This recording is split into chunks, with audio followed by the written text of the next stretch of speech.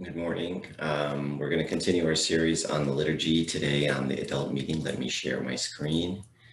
So today we're going to talk about the liturgy and the church structure. Today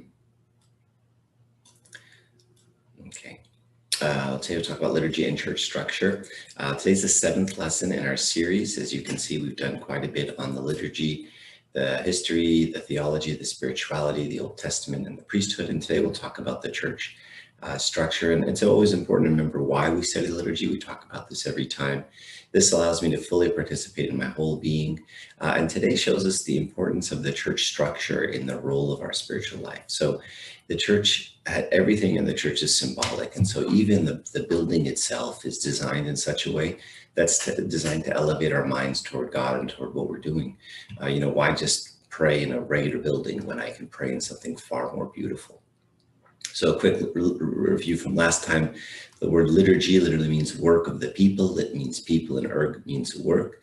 And so this is a public service that we undertake through the people and for the people. It's not at the people or it's on behalf of the people. That's not the case, but it's something we all do together, clergy and laity.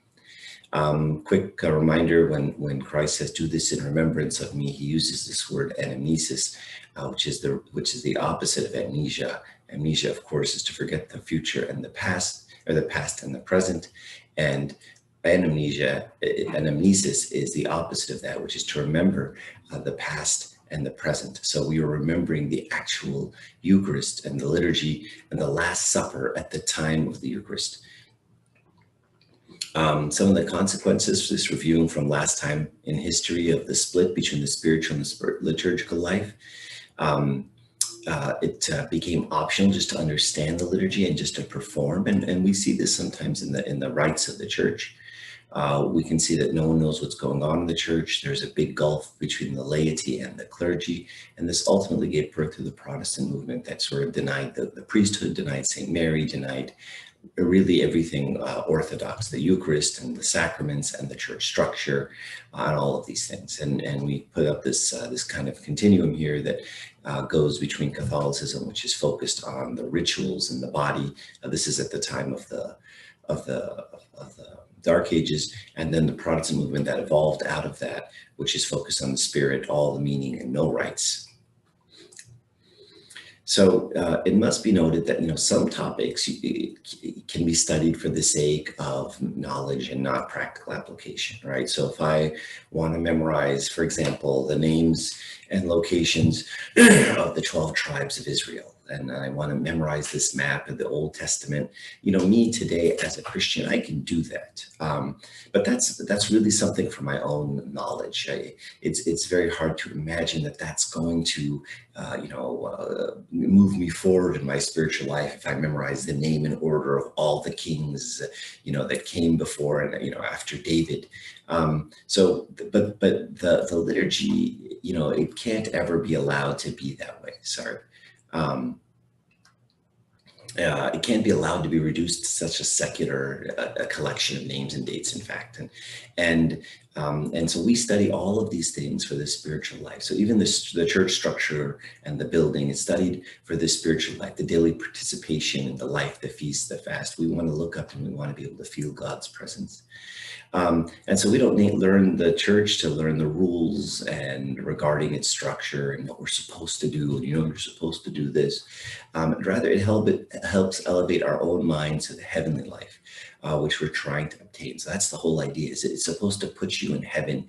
It's supposed to be an icon of heaven itself and give you a glimpse into where it is we're going. To help us as people as humans with limited visibility, limited eyesight, limited vision, to see what we can't see. And so that's the idea, is it guides our minds, and it's worthless, this design, if we don't understand what it means, right? If the church went through all of this trouble to create all of these thoughts and ideas, and let's build it like this, and then people will think this, and then you don't, you just end up walking in and walking out, then it kind of loses its purpose. So one of the reasons we study all these rituals is the church structure in particular, so that we can actually benefit when we walk into the church. So the church building has three shapes, as many of you know: the cross, the ship, and Noah's Ark. The ship is Noah's Ark, and then the circle, the symbol of infinity.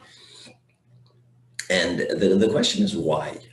Is this what God wants? And the answer is no. God does not ask us to build like this. This isn't going to appease God in somehow if we build our church according to these rules. Rather, it's designed for me, right? It's designed so that when I walk into a ship, I think I'm in a ship, right? A ship saves me from the water. It saves me from the ocean. In the ship, I am safe. In the ship, I am saved, right? I have to stay in this ship. Right, and that's for me. God doesn't need me to be sitting in a ship, a church building shaped like a ship. He doesn't need me to, to be in a cross and go, oh, look at now, now you're ritualistically correct. He doesn't really care. It's for my limited and small mind to try to grasp what God has done for me. And this is really the primary objective of the church buildings. So this is what the cross looks like from an aerial view. So there's lots of churches that are shaped like a cross. This is another one. You can see this one is an Orthodox one, and it's shaped more like a Coptic cross. And you'll often find 5 domes on some of these churches. So a big one for Christ in the middle, and then the 4 evangelists on the sides. This one is St. Mina's Church in Riverside. This is obviously shaped like a ship, and it even has oars that come out of it because that's the design and that's the intent of the design. And then finally a circle, right? So this is St. George's Church in Egypt, and you can see that the whole thing is a complete circle. We'll talk about the circle, but the circle is always a symbol of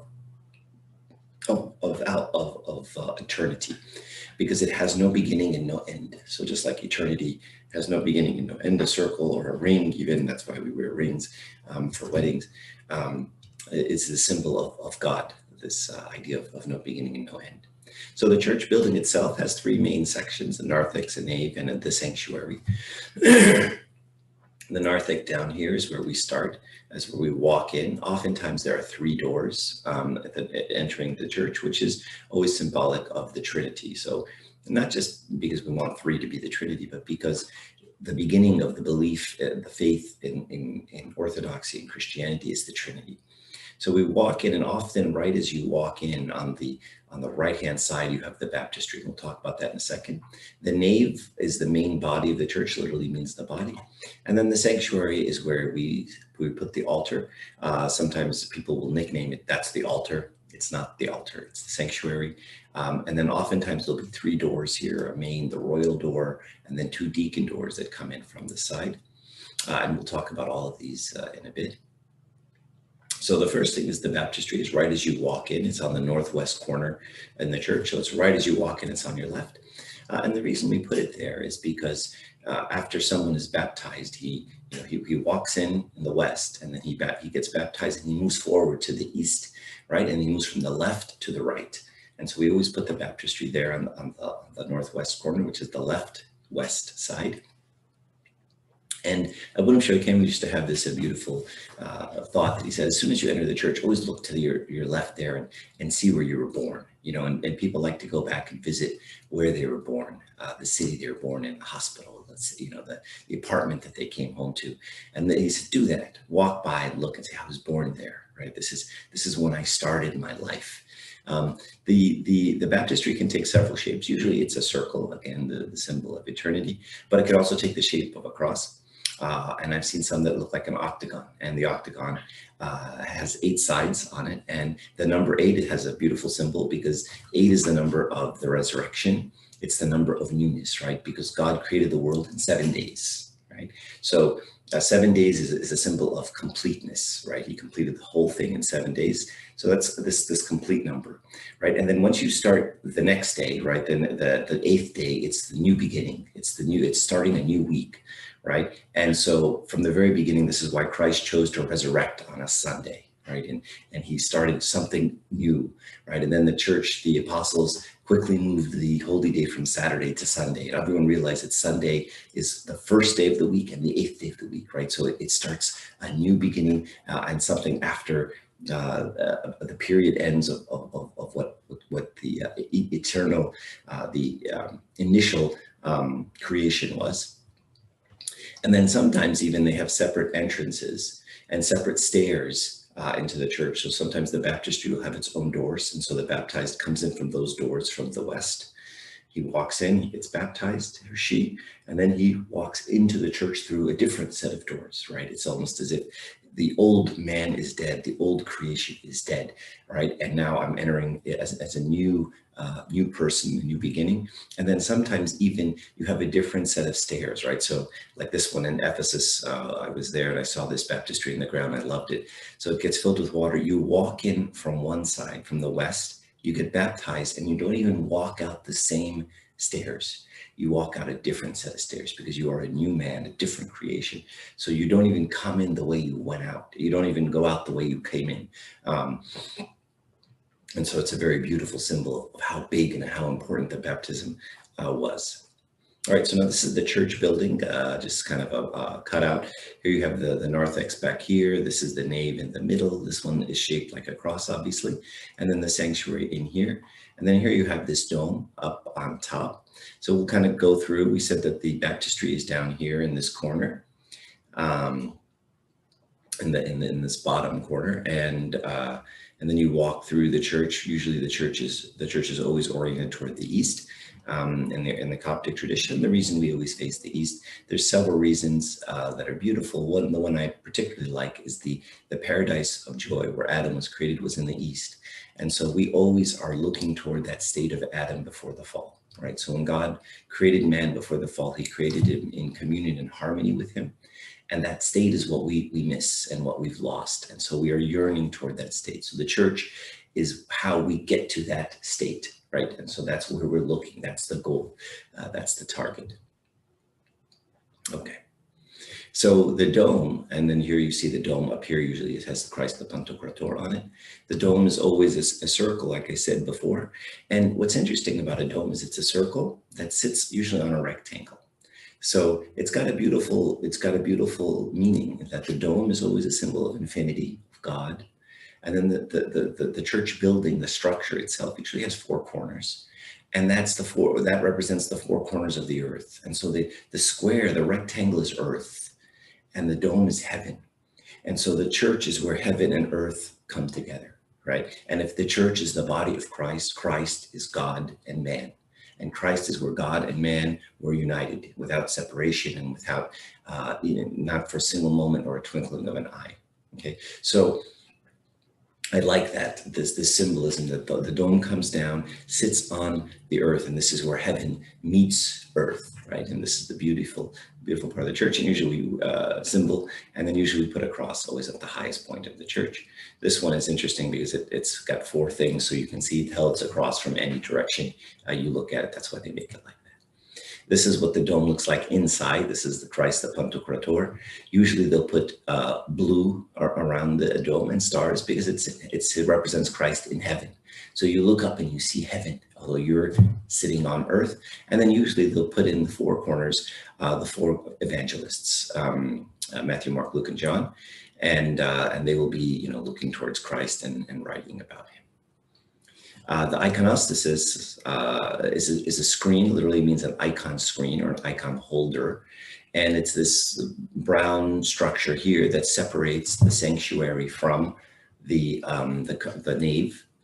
And it does several things. First, it holds the icons. But then second, some people think it separates the sanctuary from the altar, the sanctuary from the nave.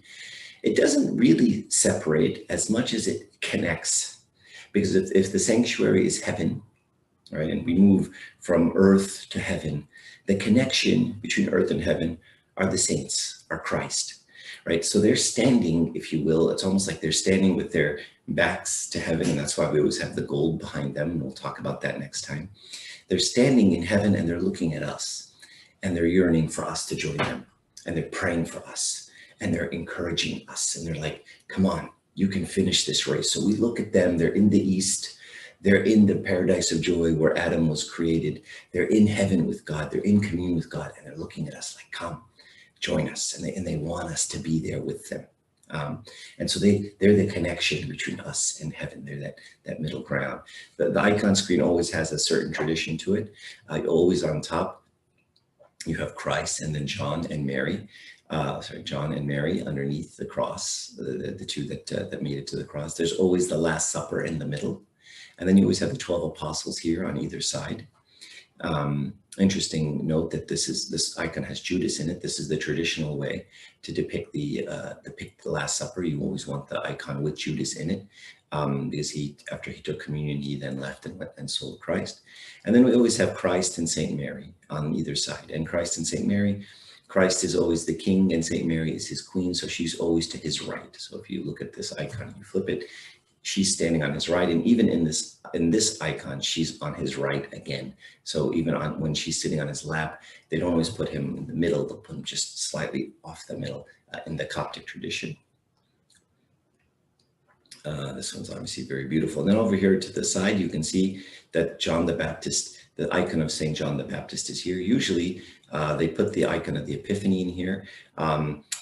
The icon of the Epiphany usually is in the baptistry. The traditional icon that should be here is actually the icon of St. John the Baptist himself, usually the one with his wings holding his head. Unfortunately, this has disappeared from the Coptic tradition over the last 40 years. I think this icon was a pet peeve of Bashnuda's, and so he kind of ordered that icon be removed. And so now we just have the icon of the Epiphany twice. We have it here next to Christ, and then we have it next in the baptistry over the baptismal font. And then here you can put the saints of the church, and here you see looks like Saint Maurice. And this is just another view of the church. These are the two mengaleias, or the place podiums where you read from. And then this is a different iconostasis, of course, but here you have the royal doors. And so on the royal doors, you put in, so this design is interesting because these doors has the Last Supper in it. Oftentimes, on the side of Saint Mary, you have the Annunciation here, and then you should have the Annunciation on the royal door. So this is an interesting design because I don't think it's very traditional. Usually the royal doors have the Annunciation on them, and the reason is the door is the entryway into this process of the incarnation and the birth of Christ, and the doors are, and that's why we put the Annunciation there, because that's the first step that happened in this process of salvation, right? Christ came to Saint Mary, and this started this is when Christ came to earth, right? This is when she conceived, and Angel Gabriel gave her all the good news. And I love this icon here. This is just a different church at St. Verena. I just love it. So I put it up there because it's so beautiful, of St. Mary receiving the good news from Gabriel. And then now you have back here, if you look, there's usually back here, there's the icon of the Pantocrator. And in this corner, if we go back way back here, you can see usually this part here is curved. Okay, so this is called the apse or the niche, or usually it's called the bosom of the Father. In Arabic, it's Hodn al-Ab. And usually you have an icon of Christ as the Pantocrator in that icon, in that little area. So here you can see the icon of Christ. He's surrounded by the 24 priests. This is from the book of Revelation. It says there's 24 priests with bowls of incense, offering him incense, which are the prayers of the saints. And that's why in our church, the incense is always a symbol of the prayers of the saints. And around him, you have the four bodiless creatures. We'll get a little bit closer look here in a second. There's the four bodiless creatures. One is the face of a man, one is the face of an eagle, one is the face of an ox, and one is the face of a lion. And these always represent the four evangelists. The face of a man the face of an eagle is St. John. The face of the lion is St. Mark. The face of the ox is, St. Luke. The face of the lion is St. Mark. And the face of a man is St. Matthew. Each one, John talked about the divinity of Christ. That's why we put him as an eagle that flies high. The one is the face of a bull is St. Luke, because he often talked about the sacrifices of the Old Testament. The face of the lion is St. Mark, as he starts his gospel about St. John, someone who is walking in the wilderness, make straight the paths of the Lord. And the face of a man is St. Matthew, because he talked about his humanity. And then here you can see a different view of the 24 priests. This is Stefan Rene writing an icon, I think it's in New Jersey, of the Pantocrator, which again is just super beautiful. And then again, you can see the 4 bodiless creatures there as well. And this is another one, I think this one is in Australia, where you can see the cherubim and the seraphim as well, with their 6 wings. With 2 they cover their face, with 2 they cover their feet, and with 2 they fly. And they're full of eyes. And so this is different imaginations of what these wings would look like from the book of Isaiah. Okay, and then regarding the sanctuary, what we always put in the sanctuary is the altar. This is, you can see the curved bosom of the Father there. Here, I'll go back to this. Oh, here, this one's a good one. You can see the sanctuary here is the altar here can be several different materials. It can be stone, which usually is marble, or it could be wood, or it could be steel. It's usually hollow inside, because inside we used to put the relics of the martyrs, and so this is where the tradition of naming the churches comes from. It used to be when you went to St. George's Church, the reason it's called St. George's is because the relics of St. George were in that church. And so this is where the tradition of naming the churches came from. Obviously, we ran out of actual relics of saints, so we just started naming them without the relics being in there. But usually they're hollow inside for several reasons. That way you can put the relics of the saint underneath them. Also, in case the church is attacked, you can take the mysteries and you can hide them underneath the altar as well. So they're usually hollow inside. You can see this one has 2 candles on it. That's not very traditional. The correct thing is not to put really anything on the altar. So usually the candle stands should be separate and freestanding on their own. Even deacons, when they put their books or they lean, none of that's really respectful to the altar. Even if you have a book, you hold it, or you at least don't lean on the altar yourself. So the keys don't put anything on the altar. And then on the altar on itself is this what we call the ark, which is what holds the chalice. And the chalice is obviously top heavy, right? Because of all the blood is in the top, and so it can tip over easily. So this chalice, the ark comes down and holds the chalice in place. And as you know, the sanctuary is a very blessed place, and we take our shoes off in the sanctuary. Because Moses, when we get this symbolism from Moses, when he stood in front of the burning bush, he said, "Take off your shoes, for where you stand is holy ground." So we've learned that God views things this way. Having said that, one very important thing here, again, going back, is we don't take our shoes off because God gets upset if we put our shoes on. We take our shoes off for us. Because it's something that gives us reverence to the place. Not that, it's forbidden to wear your shoes and, someone's going to get angry. And, people, when some poor little kid walks in the altar with their shoes on, God forbid, 30 adults jump him and say, "Hey, take your shoes off," like it's some, really, really important thing. No, we take our shoes off because it helps me as a person realize this is a holy place, and I'm going to separate it by doing something silly and little and meaningless, like take my shoes off, right? But for me, it distinguishes this place as a different kind of place. It's not the place of the world where I keep my shoes on. That's it for the talk on the church.